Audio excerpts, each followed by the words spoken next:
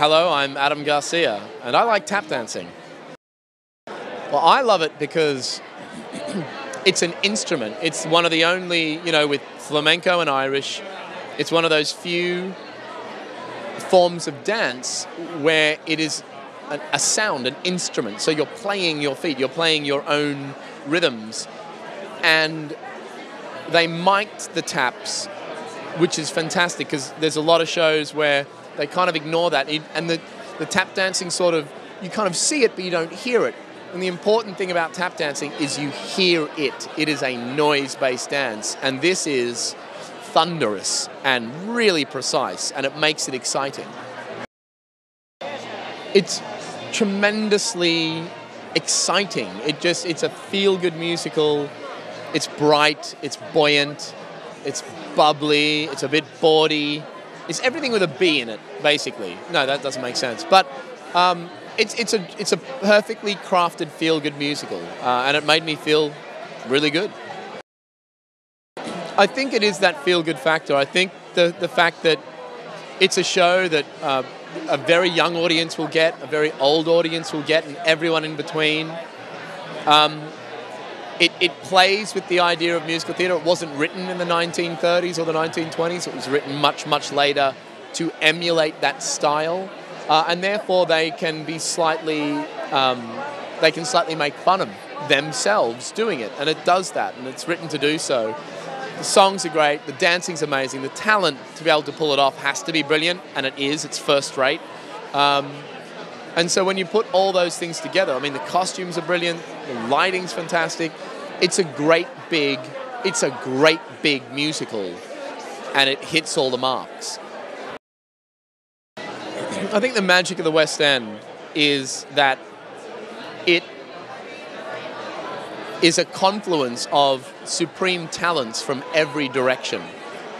And when you get to see shows which mesh all those things together, from the costumes to the lighting to the song to the writing to the comedy to the performances to the dancing to the choreography, West End audiences get to see the best of all those things combined, and there's just an undeniable magic about that. I just finished something in Prague, so I've got to go to Los Angeles for a little bit, and then I'll be back hopefully in May. And then there might be a play. I don't know yet. I can't say if it's coming on yet. Tonight, 42nd Street was absolutely tapalicious. It was divine. Brilliant dancers, brilliant tap. The sound of the tap was poetic. It was so beautiful. And Sheena Easton, big voice, amazing voice. I think it's a show that needed to come back to the West End because there are so many kind of young people who've not seen that big, old-fashioned show with what felt like hundreds of dancers on stage. Tap has been slowly creeping back. There was the traditional tap that, I studied, everybody learned, and then there was a big fashion for American tap. And then we got the Australian shows, Tap Dogs, where tap became a form that was only fashionable if it was done in Doc Martens. But slowly there's been a young generation learning tap, as we can see from this show. They haven't got one, they've got about 51 phenomenal tap dancers. So it's become much more a style, a genre that has been taught, and we're just ready now for a big tap show. Everyone that goes to see musical theatre are looking for many different types and styles of musical theatre. I think the audiences for shows is huge, and I think now it's right to offer them not just new shows that have been created, but big traditional shows with big theatres and big sets. We've kind of cut down on a lot of shows in terms of the size of the cast, and they've been possibly sort of simpler and not as lavish. We've now got 2 really lavish shows, and I think it's exciting. Oh, I'm going to do my own show.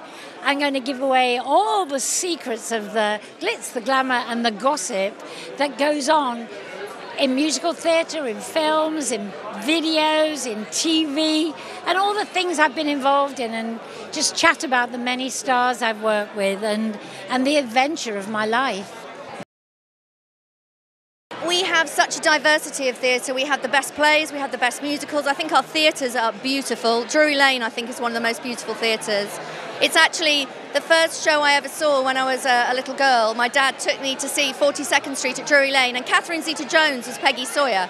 So that, that was a long time ago. And then I went on to be in 42nd Street, and I think that's what we do so well in this country. We do a combination of things, huge shows like this, and then you'll get a 2-hander play at the Donmar.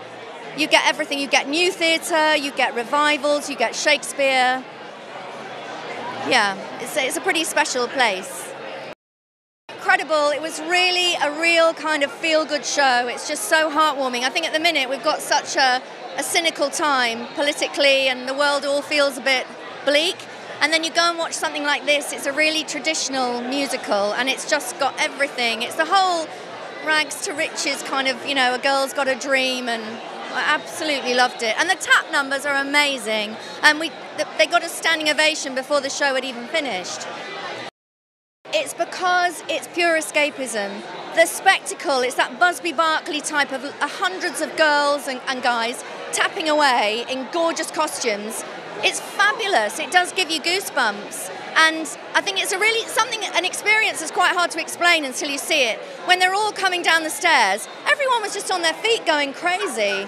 And it's difficult to explain, but I think it's such a feel-good show. If I was feeling down, I'd go and watch that again, because it makes you feel amazing. I've just filmed Ratburger, one of David Walliams' books. I finished doing a play myself at Birmingham Rep, which we may be seeing again. Hopefully that will be coming into the West End. So yeah.